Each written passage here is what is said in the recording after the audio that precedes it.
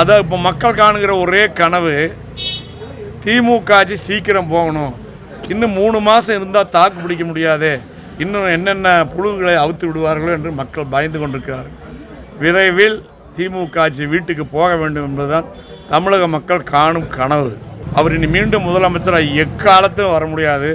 அவங்க குடும்பம் திமுக கட்சியிலிருந்து அவங்க குடும்பம் வரை அனைத்தும் தமிழக மக்களிடத்திலிருந்து துடை தெரியப்படும். எந்த கனவையும் அவர் நிறைவேற்ற முடியாது.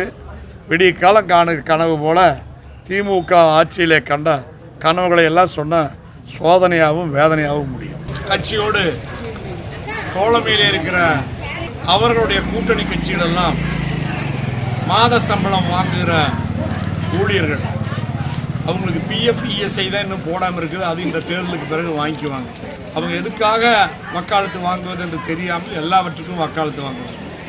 மத்திய அரசு கொண்டு வந்து ஒரு சட்டத்தில் ஓய்வூதிய திட்டத்தில் 2003 மாற்றம் செய்தது.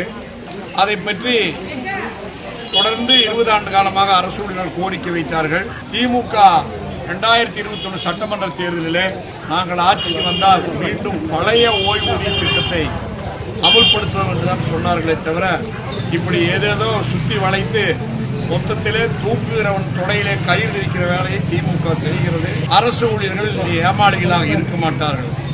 எப்போதும் திமுக தேர்தல் அறிக்கை என்று சொன்னாலே ஏமாற்று வேலைதான்.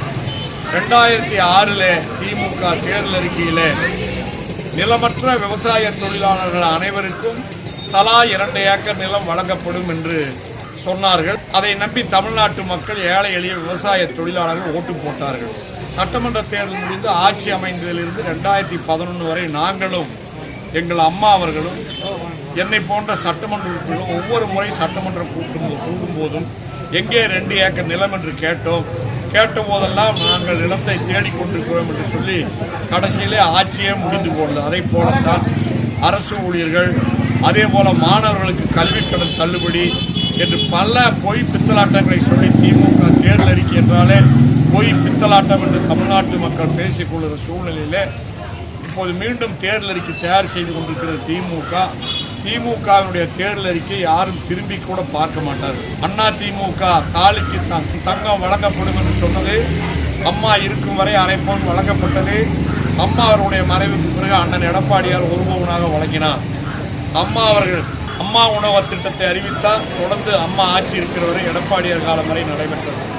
அம்மா அவர்கள் கொண்டு வந்த ஆடு வழங்கும் திட்டம், கிரைண்டர் மிக்சி ஃபேன் வழங்குகிற திட்டம், கோழி குஞ்சுகள் வழங்குகிற திட்டம், கறவை பசுக்கள் வழங்குகிற திட்டம், அம்மா தேர்தல் அறிக்கையில் எதையெல்லாம் சொன்னார்களோ, விலையில்லா அரிசி வழங்கும் திட்டம், வேலைக்கு செல்லும் பெண்களுக்கு மானிய விலையிலே ஸ்கூட்டி வழங்கும் திட்டம், எல்லா திட்டத்தையும் தேர்தல் அறிக்கையில் சொன்ன திட்டத்தை அதிமுக நிறைவேற்றியது.